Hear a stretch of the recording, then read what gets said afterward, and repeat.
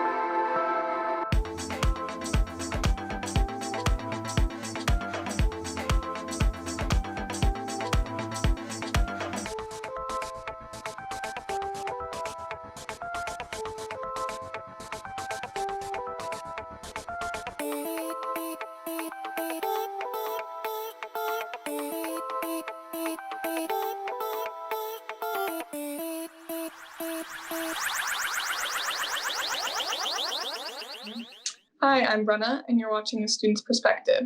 Today I'm here with Rain Noe, Senior Editor at Course 77 Magazine. And if you like our conversation, please like, share, and feel free to post any questions. Hi, Rain. Thank you so much for being here today and talking with me. Can we just start off by having you introduce yourself and tell us about your background?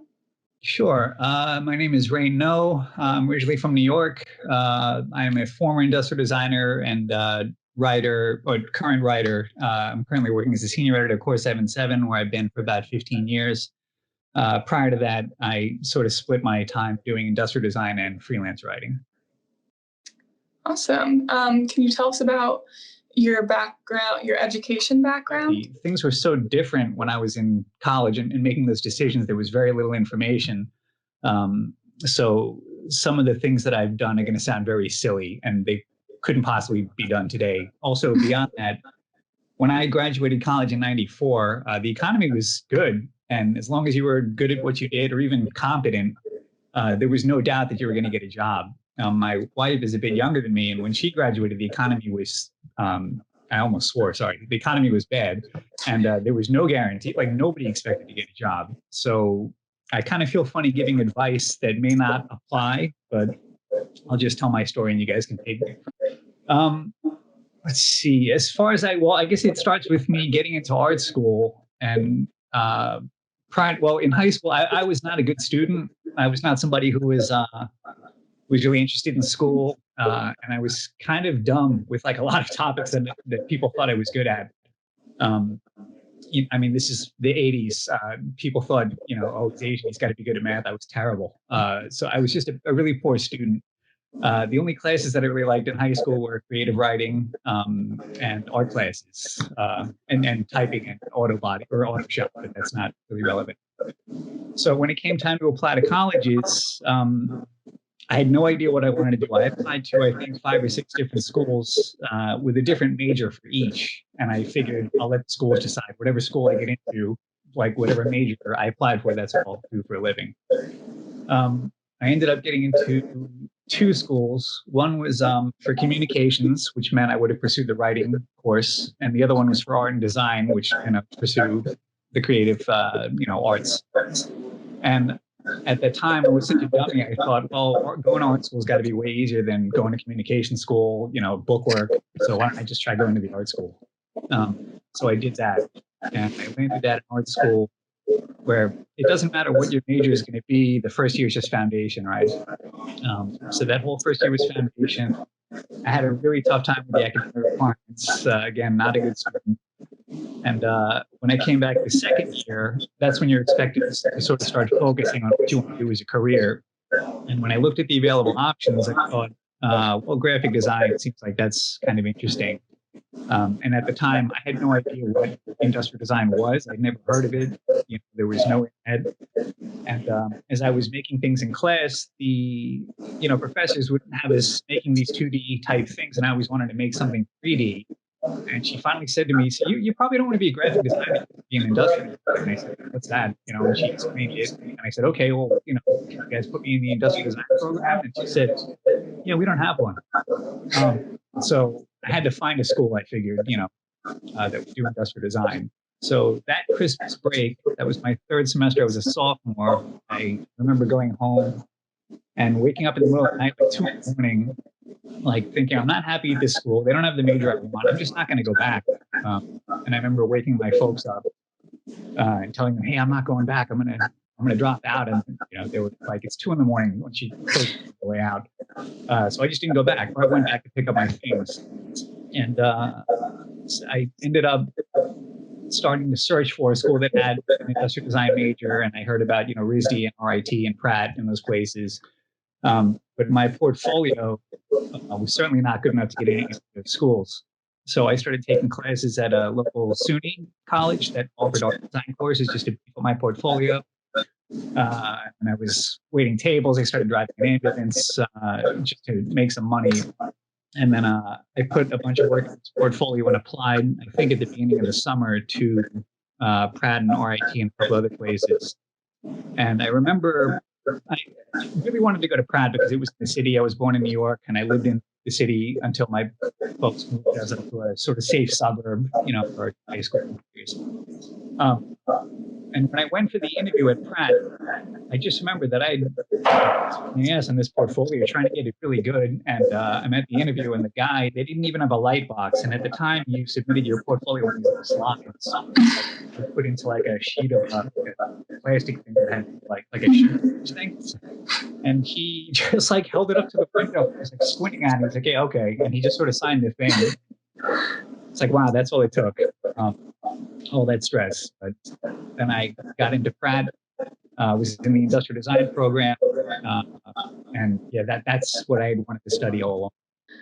So I think it's just like super interesting that you didn't even know like industrial design existed. And I feel like that's honestly still the case. Like I feel like you can like go honestly, like I'll ask someone and they know what interior design is, they know what architecture is, but they don't like really know what industrial design is. Like they might have had an idea of what it is, but not really. So for anyone listening, can you just give a better like introduction of what industrial design is and what an industrial designer would do? Absolutely.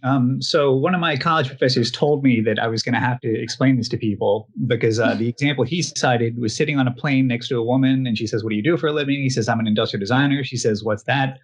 And he says, "Well, we design like telephones, for instance, a telephone in your house." And she looks at him and she says, "Well, I thought they just came out of the factory like that." So most consumers understand that goods come out of a factory, but what they don't understand is that with this camera, for instance, at one point, this camera does not exist. Maybe some of the components do. A company like Canon says, "All right, we want to make a new camera, and we've got some electronic components. Well, what's it going to look like? How do we make the actual body?" They would hire an industrial designer who says, "Okay, how many of these components do I need to fit into what size of a box? What should the shape be?" And they start drawing what it's going to look like, and they'll carve it out of foam, and then they'll hand the foam to a bunch of people. Does this feel comfortable? Does this fit in your pocket? Can you see through the viewfinder, etc.? So then the industrial designer, in the case of consumer electronics, would typically work with engineers to go back and forth. The components fit. Can you make this a little bit bigger, a little bit smaller? And it's such a broad field that encompasses everything that you touch that comes out of a factory, except for food, was designed by an industrial designer. At some point, all these products that you have in front of you and in your house, they didn't exist. Somebody had to draw them and then carve them. And eventually, they go into production. Yeah, it's so interesting that there's like so much detail that goes into everyone's lives, and they don't realize that all the items that they're picking up and interacting with someone like really thought about and designed and put like work and effort into. But that also like brings me to another point I had. I was reading one of your articles from a while ago about what industrial design is and why we should care about it. And I thought it was kind of funny because you're talking about like how there's like products like alarm clocks that are like horrible to turn off and remote controls that are like so difficult to understand and that these products still exist because people still buy them and they don't realize that there could be a better alternative Yeah. because they just don't have like that knowledge of design. Whereas like someone who did go to design school kind of like thinks about a little bit. And I feel like even just as an interior design student, I will like be with someone in a space and I'll be like, oh, I just like wish I could like rework this space a little bit. It just makes more sense. And they just like they think it's fine the way it is and it works, like, but they don't realize that there could be a better solution. Yeah. So I feel like with your industrial design background, do you kind of experience that even more, like kind of like interacting with everyday things and you just want to like change it or wish it was like a little bit different? Completely. It amazes me that people fail to consider, gosh, every time I walk into this room, I'm hitting my knee on the edge of this table. It's like, why don't you move the table? Like you can create all these different, sort of configurations for this room. It's up to you. Yeah, there does seem to still be a sort of sad lack of awareness of design, which, I mean, hopefully it's going to change. Yeah. So how long did you work as an industrial designer? Geez, probably about 13 years after college. And I guess I should probably say a little bit about how I got those jobs, because I think that's what students are probably interested in. What I didn't realize when I was in school, and I wish somebody had told me, is that design school, at least design school in New York in the 90s, is basically a series of semester-long job interviews, because all of your professors work in the field. Because you're in New York, they also have practices in New York, which means they're successful enough to pay the rent on like a New York studio. And they're kind of, looking for the next crop of people that they want to hire. And if you get along well with them, which luckily I did, you might get hired. So it was actually, my first job was given to me by a professor. I had a job at his firm doing environments design or exhibition design. And I ended up working there for about 4 months. And I was supposed to go 6 months as a sort of probationary period. And then they were going to hire me full time. I ended up quitting at 4 months. And this is another thing that I sort of didn't know going into my first job, was that work, if you have like one coworker you don't get along with, or like the office kind of stinks, like these little things like sort of weigh on you, especially as like a creative. It's not like if you're an accountant or a lawyer, you just want to work for a certain firm or do whatever it takes. Creative people are a little bit more sensitive. So like if you're sitting next to a guy who's playing Bon Jovi all day, like you don't want to work there. So I just couldn't take it, and I ended up quitting that job for like a really stupid reason. If I stayed there, I'd be rich. They were giving profit sharing. It was an immensely successful firm. My boss is great. But at 20 or 21, I was just such a knucklehead. I wasn't thinking of the future. At the same time, I had other freelance lined up. I was freelancing for a consumer products company, and that was where I ended up working for 13 years. And the way that I got that gig, which I imagine this is still applied, junior and senior year, we started getting internships out of the city, and you would hear about all sorts of interesting jobs. Oh, Randy's working at this place that designs point-of-purchase displays. I'm like, what's that? It's little cardboard that you get in the supermarket to put toothbrushes in so that or Genesis designing headphones for some electronics company. And a buddy of mine was interning at this consumer products company, and said, yeah, man, they pay $15 an hour. In 1994, that was like huge money. I was like, oh my God, if you ever leave that job, tell me. And he did. He got a better offer, making $17, $15 an hour. I went to interview for his position. I was the first one in there because he had told me that he was leaving, so I was there the next day. I passed the interview, and yeah, that turned into a 13-year gig, which was great. The other person that I was working for, these are both freelance jobs, was a designer called Karim Rashid, who in the 90s was a sort of unknown. He was my professor, but he was not as well known as he was in recent years. And he had hired me for his consultancy. And that was actually a really good experience for me to have both of those, which meaning consultancy, which is like a small independent design firm, versus corporation. The consumer products company was like a big corporation. I wore a suit and everything. It was up on Park Avenue.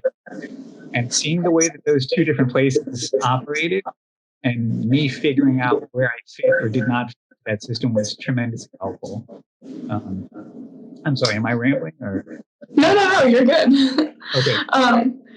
Yeah, I think it's nice that you you were aware of what you liked and didn't like, and kind of knew that you would go crazy if you stayed in that situation, and that although you said you were a knucklehead at that time for quitting, you probably were way happier doing something else, and it kind of led you to where you're at now.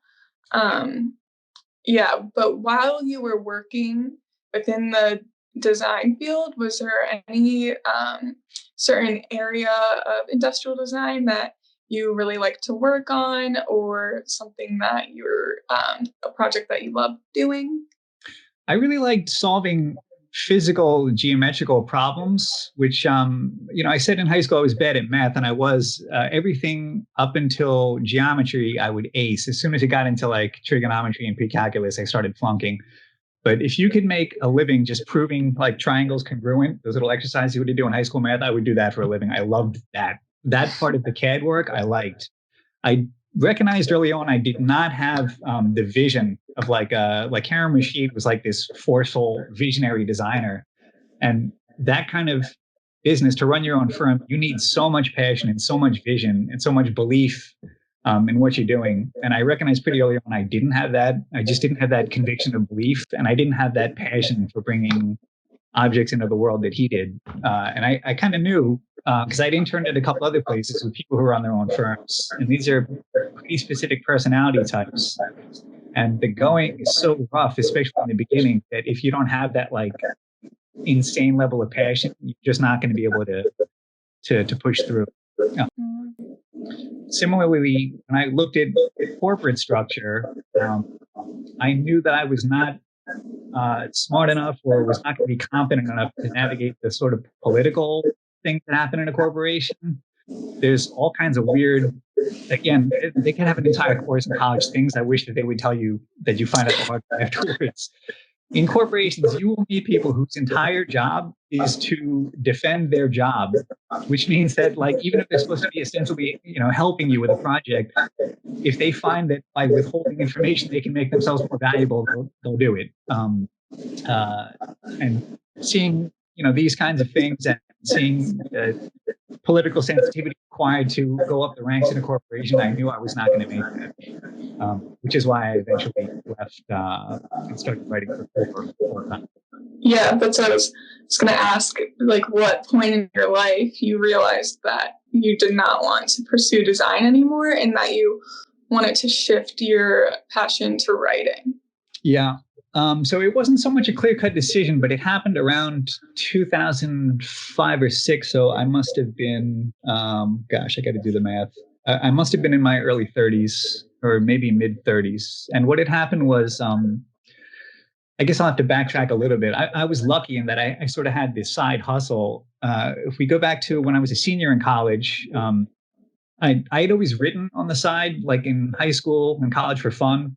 And like in college, I wrote for the school newspaper, which at an art school is not like a very challenging journalistic environment. And by chance, I happened to be senior year. I was walking past the library, and there was a sign for some woman giving a lecture on some startup magazine. And I had a little extra time, and I thought I wanted to go in there and see what she's talking about. So I went in, and I'd never heard of this woman. And she was giving this talk on what it's like to start a magazine, and it actually sounded pretty interesting to me. So I approached her after the lecture and I said, "Hey, that was a really neat thing. I never knew about this and that." And she said, "Oh yeah, we've got our office right over on Elizabeth Street in Manhattan. Why don't you come by? Because we're going to be looking for a batch of summer interns." And I thought, yeah, I don't know, why don't I? So I went by and I interviewed, and then I ended up getting that gig. And again, the reason I was able to juggle all these are all freelance things. So starting from that first summer after college, I was interning at this magazine, and then the managing editor of the magazine showed me how you pitch other magazines and get one. So then I all of a sudden I'm a freelance writer because you don't need a degree for that. At the same time, when I was in college, two classmates of mine called Eric and Stu, the founders of Core 77, were just forming this nascent website. And it was the early days of the internet. We didn't even have email back then.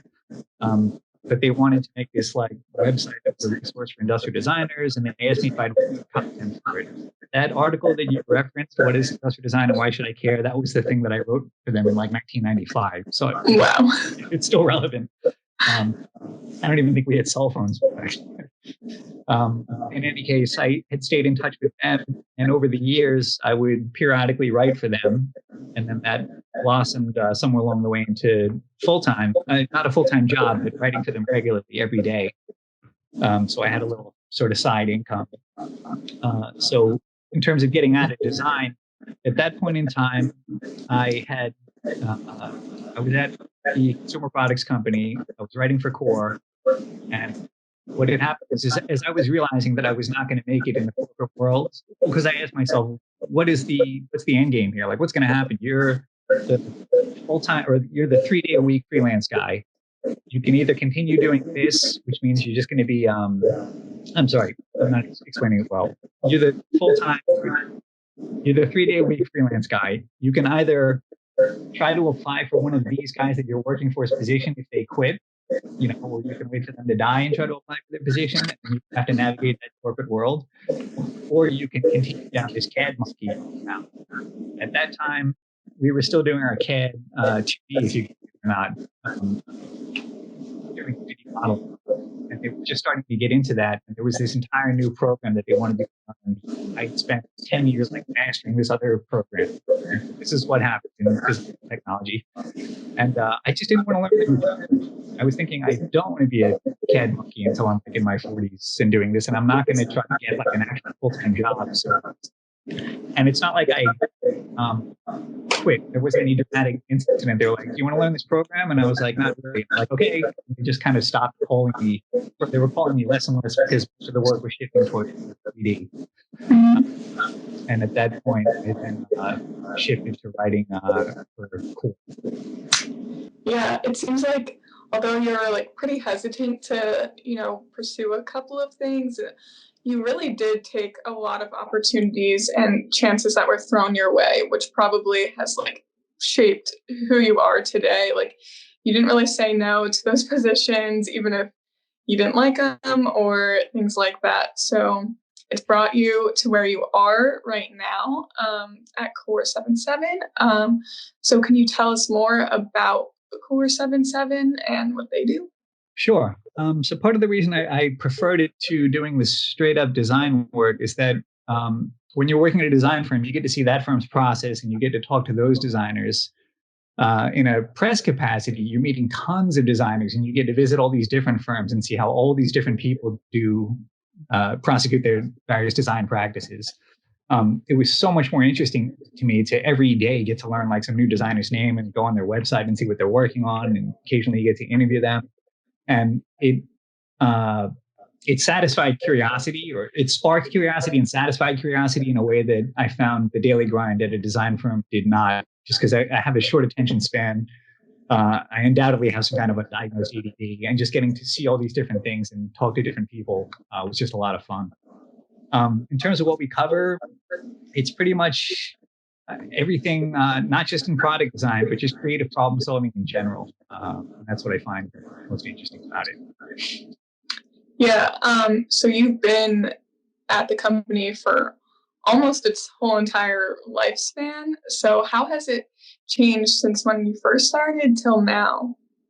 It's changed a lot. The business model has changed a lot. You used to be able to survive off of things like ad sales. And now, I mean, starting in 2016, I had a friend who worked at not BuzzFeed, but one of the bigger web companies. And she was between apartments. She was actually crashing with me for a while. And I remember her saying, this is shortly after the 2016 elections. Traffic, I guess, with our site had started to go down. And she was telling me, oh my God, I just passed like all the bigwigs at my company. And this is like one of the bigger media companies. We're having this meeting and like the door was open and I could kind of hear, they were like freaking out because traffic across all like 6 of their properties had like dove. And we were trying to figure out what happened. And we sort of theorized that what had happened in the election, people were like obsessed and everybody was just reading political news and nobody was reading like design websites. Yeah. So it's always a struggle. I mean, media companies, it's going to be really tough for them to survive. Core 77 has never been a particularly high paying gig. That's probably another thing I should have said up front. Or working in media in general, in order to maintain my job at Core, especially with the situation I was in New York, I had to run all of these insane side hustles. I had this photo studio on the side and was running around managing that. So in terms of how things have changed in the content coverage, I worry that we probably have gotten a little bit shallower. It's harder to keep people's attention these days, and people are not so much interested in feature-length articles, which are also harder to produce. And we've got a very small staff compared to what we used to have. So probably the biggest thing that's changed is we are much closer to being in sort of survival mode than we were in the late 90s when the internet was like this amazing thing that was taking. Was it always an online magazine or resource, or was it ever physical? No, it was always online. I think it was their thesis project, Eric and Stu, or some kind of special project they were doing, and they wanted to experiment with this then radical new technology called the internet. So, yeah, from what I saw, like it's not just a magazine or like a thing somewhere where you read articles. I saw it's like a good resource for industrial design students or design students in general to get their thoughts out there, put your opinion on the internet. And even I saw that it's like a job resource where you can go on and look for job postings and things like that. So I think it's like really good space and for any type of designer, which I think is pretty interesting. thanks. So how do you find your inspiration for all of the articles you write? Because you do write a good amount of articles like per week, it seems like. So how do you find all of that information and your inspiration for those things? It's a pretty nutty process, and I don't always do a good job. Plenty of the readers like to let me know that I stink, but basically I have all these different tabs every morning. I open up the browser and I've got a bunch of different folders with like tons of tabs within each. And I just start clicking on them and all these things pop up. And just through training, because in the beginning, or when I started with them full time, they had me doing 5 posts a day, every day. Just like, how can I possibly do that? But you just learn how to do it. But basically, I just scan a massive amount of information each morning. Sometimes starting with the news just to see if there's some big current story that might have an angle on design that I should get to. And then I just sift through it and try to find like, what is the Core 77 reader going to think is interesting? Or, when I was in design school, would I find this interesting? And it was easier when we had a full staff of designers because it wasn't all on me. And there were a lot of other designers with either more refined sensibilities or better sense of taste. So we could sort of catch a larger audience. But now that the staff's been whittled down, I worry the voice may be a little bit too narrow because at this point, it's primarily my taste and whatever few freelance designers or writers. Yeah. And I asked how Core 77 has changed, but also your role, has that changed within the company from when you started till now? I guess they are asking me a little bit, like in the editorial meetings, because I am, I guess, senior. They are asking my opinion maybe a little bit more where they wouldn't have when I was starting out. But no, I'm basically the chief content producer. That would really be the more accurate title than senior editor. Without a large staff, it's not like there are people that I'm editing and working with like I was at some of the magazine gigs that I had. Yeah. And so this is kind of like a 2-part question of how COVID has affected things. So has it affected the way you're working at Core 77? And do you think that it's going to affect the future, or even has it affected industrial design? And will it affect the future of industrial design? Right. So let's see. First, in terms of how it's affected how we work, I work in 2018. I finally moved out of New York, and I moved down to the countryside. I live now in the middle of nowhere on a rural farm with my wife. So it hasn't affected how I work at all. For those guys, I think that they had to stop going into the New York office because of COVID. So we were all, doing what everybody's doing and working from home. In terms of the coverage, certainly, I mean, tons of our 2020 coverage was just about masks and 3D printing solutions to masks and different ways designers were helping to sort of address COVID. Um, and the second part of the question was, do I think, or how is COVID going to change industrial design?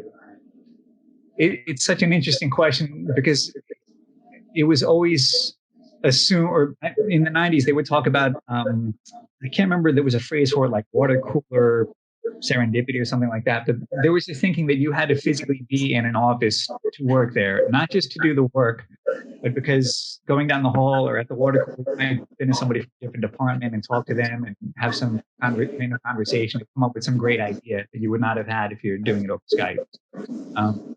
I think that people are starting to let that idea go because they had to, right? We had to just work like this. And I think companies are going to find, well, companies may find, wait a sec, I don't have to pay, $24,000 a month to rent this space anymore. I can pay half that or rent a much smaller office that basically serves as like a one-day-a-week clubhouse meetings. But it all still kind of remains to be seen. There is an article series that we'll hopefully be doing on that topic. We have one of our former classmates who runs his own design firm, sort of telling Stu about the difficulties of running his design firm during COVID and what things he had to change. And it sounded interesting enough. Yeah, I like the little water cooler comment because even as a student, when we couldn't go in person, it's just like, I feel like you just lack that surrounding of creativity. So I wonder if the quality of creativity or designs will reduce, being that people aren't going in. Do you think that might be a factor, or do you think there's definitely ways to work around that with technology? No, I do worry about that a lot, the lack of face-to-face, because there's like a kind of,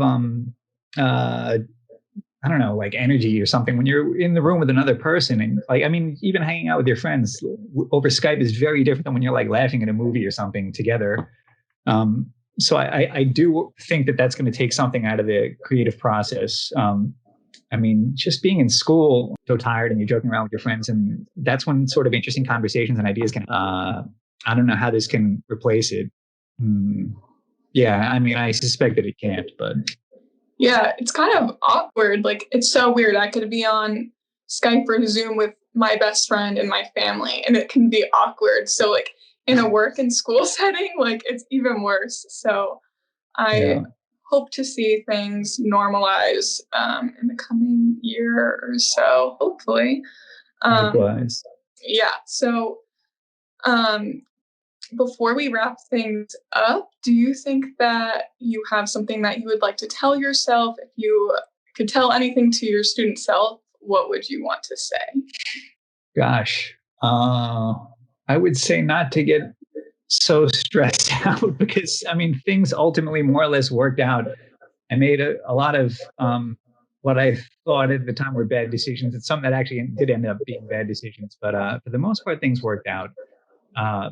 And if I had to sort of crystallize why, or the things that I did do right and that I thought could be transmitted to other people, would be to be open to everything, especially the younger you are. I know that this sounds silly, but I remember my father telling me when I was, I must have been in high school. He's like, you have to really work your tail off and experiment a lot when you're young, when you've got that energy, like when you're in your 20s and 30s. By the time you hit your 40s, you're going to start to run out of gas. And he was totally right. I don't have the energy now to run the hustles I did in my 20s and 30s, and those hustles really helped me out in the long run. So I would say, I don't know, the current students, it's such a pain because of COVID, you can't do this. But I would say go to as many events as you can, talk to as many different people as you can, as many different kinds of people. Trying to learn about fields that are different than yours, socialize, all those things were so important. I really lament for the current class that's saddled with these COVID situations. I feel like you guys really got a raw deal, and I'm hoping that you guys bounce back. Yeah, it's really difficult right now with everything that you're saying, but I do agree to kind of put yourself out there, maybe step out of your comfort zone and do things. Yeah, so I definitely agree with you that it is difficult right now for students to get out there and participate in things, but there are still ways to get around it with technology. So I agree. It's really good to step out of your comfort zone once in a while, and it can, hopefully lead you somewhere that'll like you'll really enjoy. So, For sure. and is there anything else that you would like to talk about today that maybe we didn't touch on? All of my advice seems so dated. Because I would say if it was 10 years ago, I would say to any like design student, get to a city after you graduate, get to a city because there's so many different opportunities there, just because of the concentration of people. But now, now that people are sort of embracing Skype and the fact that you can get a remote job, I'm not sure if that advice is relevant anymore. And plus, the rent is so much higher in a city. Um, I guess another thing would be I mean, everybody always tells you to identify your strengths, but the other thing I would highly recommend is also identify your weaknesses and either decide if you want to fix them. And because in my case, I didn't want to fix them and I wasn't embarrassed of them. I was just like, I suck at that. I'm just not going to do that. I'll do something like this, which I am good at. And I don't think that lesson is ever taught. I think people are always like, you have to identify your strengths, ignore your weaknesses, or if they do tell you to find your weaknesses, they want to focus on fixing them. Sometimes they can't be fixed. I cannot fix my attention span. So I just have to find some style of work that suits that. Yeah, I think that's good advice. Also, I thought I saw that, and you did mention that you grew up in New York City and now you moved out into the rural countryside. And I think it's just interesting because people, I feel like, who grow up in a rural area are like, oh, I just want to get to the city, and their like dream is like to live in New York City, and you're like, no, not for me. Yeah. What kind of made you decide to move out there? I was burnt out and getting old. I mean, I'd spent most of my 20s and 30s using New York the way you're supposed to use it. I was constantly going out. I was constantly meeting people, socializing, going to events. And it's great when you've got that energy and that kind of hunger.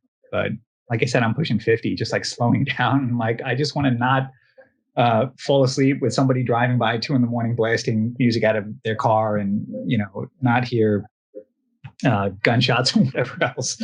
And I came down to visit this farm first, and I was just trying to figure out. I was like looking and scratching my head, like, am I going to get bored here? Like, all I know is like Soho, or like the Lower East Side or whatever. But surprisingly, there's enough physical problem solving that's required here to just keep you occupied. And as long as you can live without the socialization, which in my 20s I would not have been able to live without that, then it's a good life. Yeah. All right. So, yeah, we talked about your education, your career as an industrial designer into a writer and editor. Thank you so much for being here. Pleasure. Is there any website or social media that you would like our um, viewers to see you at, or Course 77? Just core77.com. Yeah. Okay. Awesome. Thank you. Thank you so Thank much you. for being here. That's it for this episode, but tune in next week as the conversation continues from a student's perspective.